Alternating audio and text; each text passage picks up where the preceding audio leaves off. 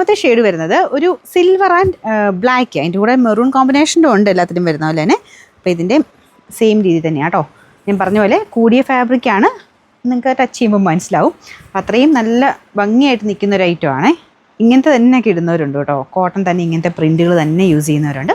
അതാ original cotton ഇടുമ്പോഴാണ് അതിൻ്റെ ഒരു ശരിക്കുള്ള ഭംഗി കിട്ടുള്ളൂ.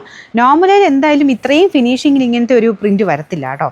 കാരണം അതിൻ്റെ ഒരു മുന്താണിയുടെ ഡിസൈനും ആ ഒരു മെയിൻ ടെമ്പിൾ ഡിസൈനും ഒക്കെ അത്ര രസമാണ് കാണാൻ. അപ്പോൾ ഇതാണ് രണ്ടാമത്തെ ഷെയ്ഡ് വരുന്നത്. ബാക്കിയൊക്കെ സെയിമാണ്, വേറെ വ്യത്യാസമൊന്നുമില്ല. നിങ്ങൾക്ക് ബ്ലാക്ക് ബ്ലൗസിൻ്റെ കൂടെ അങ്ങ് ഇട്ടാൽ മതി. കാരണം ഇത് ഒരു 6 മീറ്റർ മീച്ച് അതിന് വരുന്നത്. അപ്പോൾ ബ്ലൗസ് മെലിഞ്ഞവർക്ക് വേണമെങ്കിൽ വെട്ടിയെടുക്കാം എന്നുള്ളതേ ഉള്ളൂ. അതല്ലാതെ ബ്ലൗസ് സെപ്പറേറ്റ് ആയിട്ടില്ല കേട്ടോ. അപ്പോൾ അതുകൊണ്ട് നിങ്ങൾക്ക് ബ്ലാക്ക് ബ്ലൗസോ ഒക്കെ ഉണ്ടെങ്കിൽ അതിൻ്റെ കൂടെ കോമ്പിനേഷൻ ചെയ്തിട്ടാൽ മതി.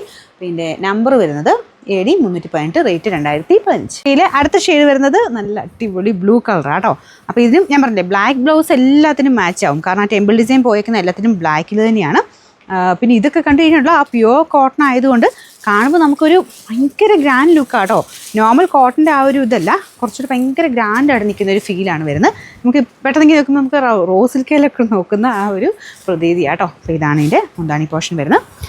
ബാക്കി മെയിൻ ഡിസൈൻ ഇതുപോലെ വരും. അപ്പോൾ ഇതിൻ്റെ നമ്പർ AD 422, റേറ്റ് 2015.